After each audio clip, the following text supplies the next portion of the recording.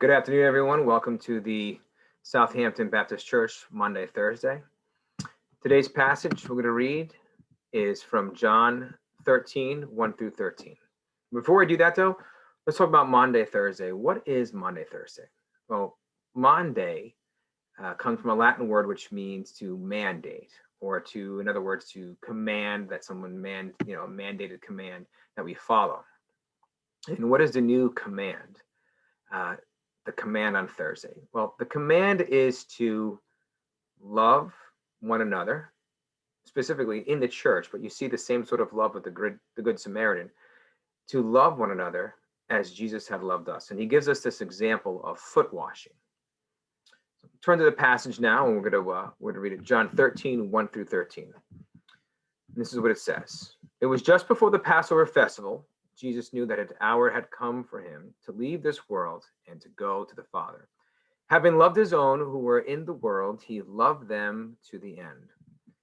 The evening meal was in progress. The devil had already prompted Judas, the son of Simon Iscariot, to betray Jesus. And Jesus knew that the Father had put all things under his power, that he had come from God and was returning to God. So he got up from the meal, took off his outer clothing, and wrapped a towel around his waist. After that, he poured water into a basin and began to wash his disciples' feet, drying them with the towel that was wrapped around him. And he came to Simon Peter, who said to him, "Lord, are you going to wash my feet?" And Jesus replied, "You do not realize now what I am doing, but later you will understand." "No," said Peter, "you shall not wash my feet." Jesus answered, "Unless I wash you, you have no part with me." "Then, Lord," Simon Peter replied, "not just my feet, but my hands and my head as well." Jesus answered, "Those who have had a bath need only to wash their feet. Their whole body is clean, and you are clean, though not every one of you." For he knew who was going to betray him, and that was why he said, "Not everyone was clean." When he had finished washing their feet, he put on his clothes and returned to his place. "Do you understand what I have done for you?" he asked them.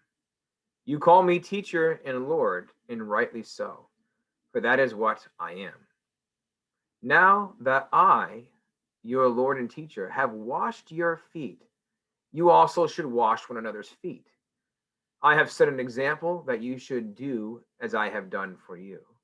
Very truly I tell you, no servant is greater than his master, nor is a messenger greater than the one who sent him.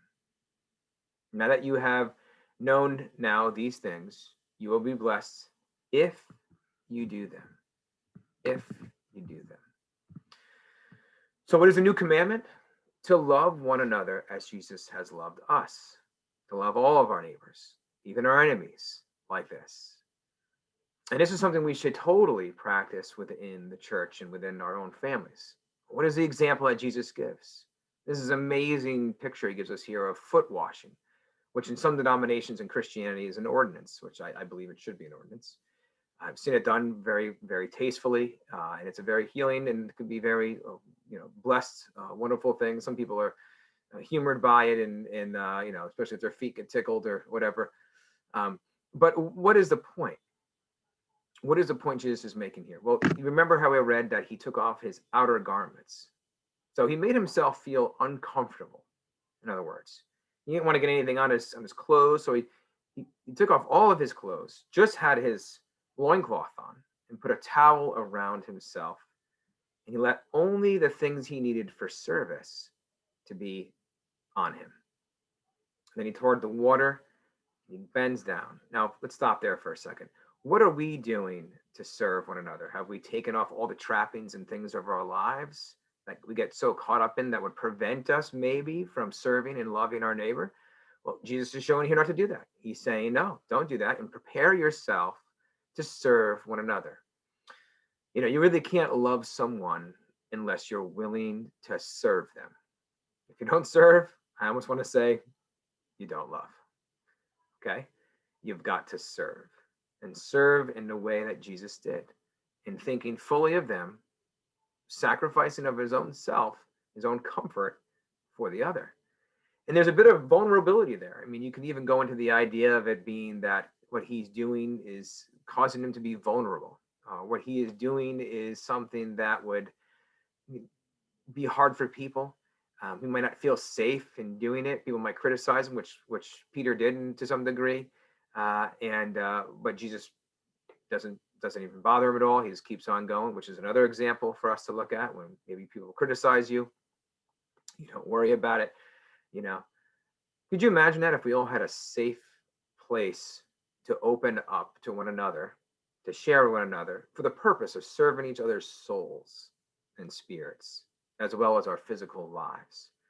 And how down far did Jesus bend in washing their feet?